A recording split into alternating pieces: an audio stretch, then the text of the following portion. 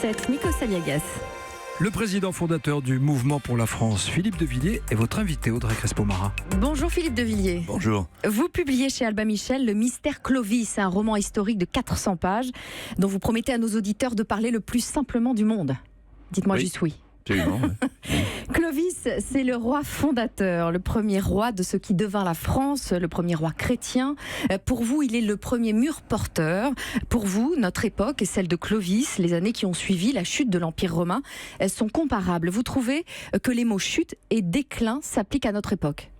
Oui, parce qu'en fait, quand Clovis est élevé sur le pavois en 481, l'empereur Romulus Augustule, le petit empereur chétif, a été destitué 5 ans avant. Et en fait, qu'est-ce qui s'est passé ? Qu'est-ce qui se passe au moment où Clovis devient le Rex Francorum, le roi des Francs ? Eh bien, une parenté étrange avec notre époque, c'est-à-dire la fin du limès, la fin de la frontière. Il n'y a plus de frontière, donc Rome perd son identité. On appelle l'hospitalitas l'accueil de l'autre, c'est-à-dire qu'on accueille les barbares. On en fait, je cite, des colons, étrange parenté avec la colonisation opérée en ce moment dans beaucoup de nos banlieues, comme le dit Gérard Collomb. Vous parlez de colonisation de nos banlieues. Bien sûr, hein. C'est pas moi qui le dis, en fait, c'est Gérard Collomb. Est-ce que vous imaginez que le Premier ministre... Il ne parle pas de colonisation. Hein. Ouais. Il ne parle pas de colonisation, et c'est même pire. Il dit il faut reconquérir le territoire. Mais il parle d'une reconquête républicaine. Vous parlez d'une reconquête chrétienne. Oui, non, mais c'est la Respublica. Vous savez, Péguy disait la République, notre royaume de France. Donc, là, on n'en est plus à savoir si on est royaliste ou républicain. La question, c'est de savoir si la France va mourir. Et donc, quand par exemple, le président de la République parle de la lèpre populiste, moi je lui dis oui, moi je suis lépreux parce que j'ai pas envie de mourir. Le populisme, c'est le cri des peuples qui ne veulent pas mourir. Vous vous inscrivez clairement du côté des populistes aujourd'hui.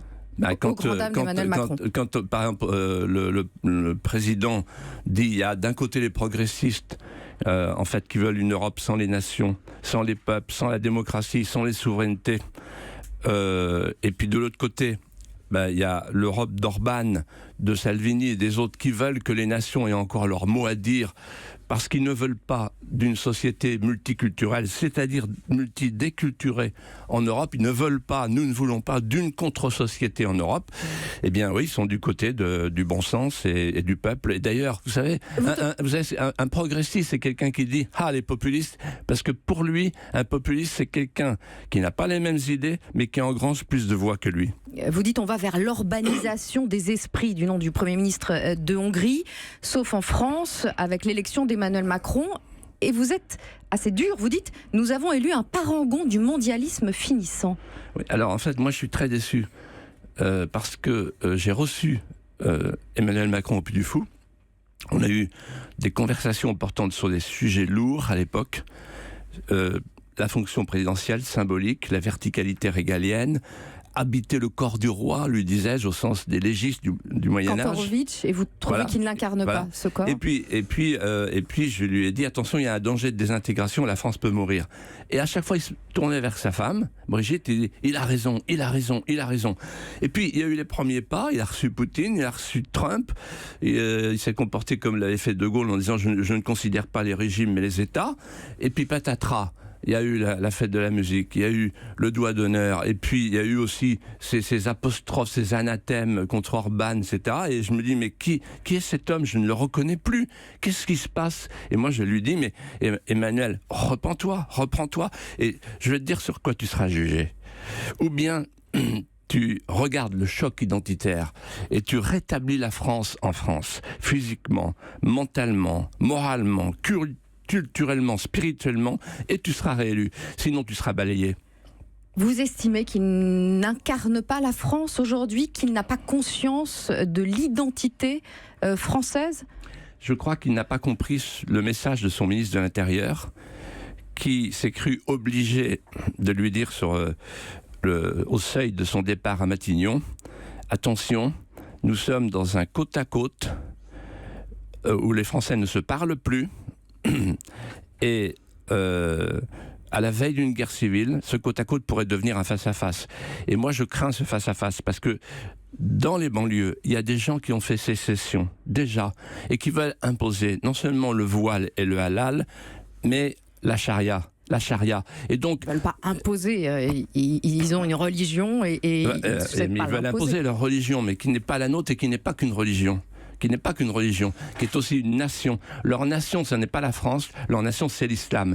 Et donc, on ne peut pas transiger là-dessus. Il faut regarder les choses en face. La France peut mourir, et moi je ne veux pas qu'elle meure. La France a des racines chrétiennes, il faut oser les proclamer.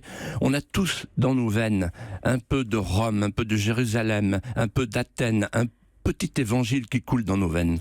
Mais quand vous évoquez des événements dans votre livre qui ont eu lieu il y a plus de 1500 ans pour éclairer la situation actuelle, est-ce que vous n'êtes pas comme les islamistes qui s'appuient sur la période des croisades pour prouver que les occidentaux sont des barbares sanguinaires en guerre contre l'islam ?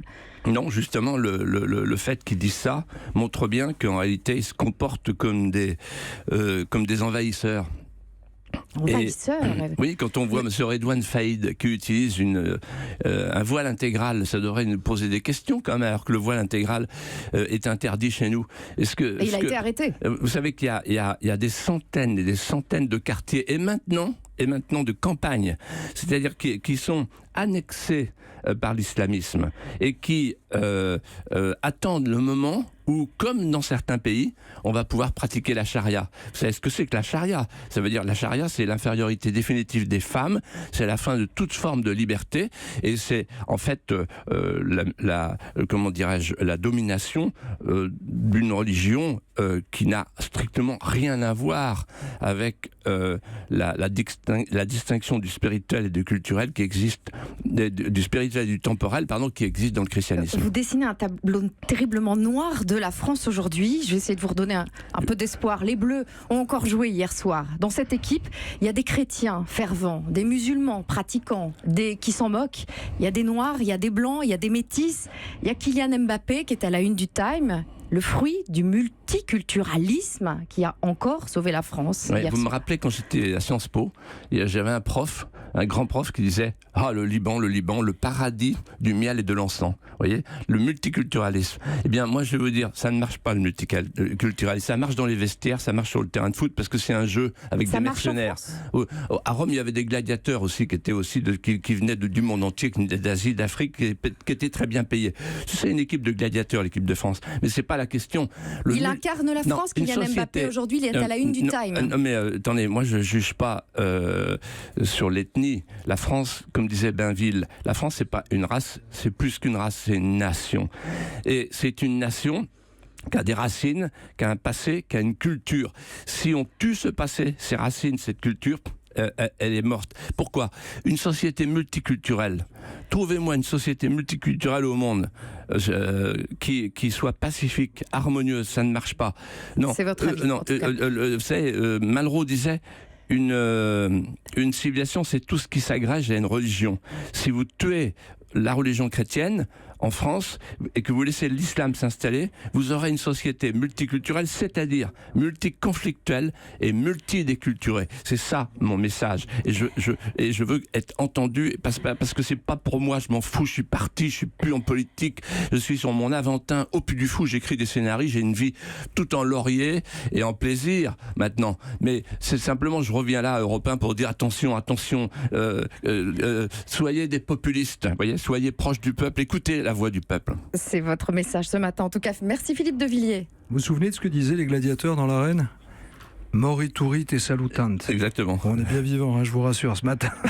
Audrey Crespo-Mara pour l'interview politique de la matinale Haut les cœurs. C'est tous les jours à 8h15. Et puis dimanche, Jean-Luc Mélenchon est l'invité du grand rendez-vous Europe 1 CNews Les Échos. Entretien à suivre en direct dès 10h sur notre antenne.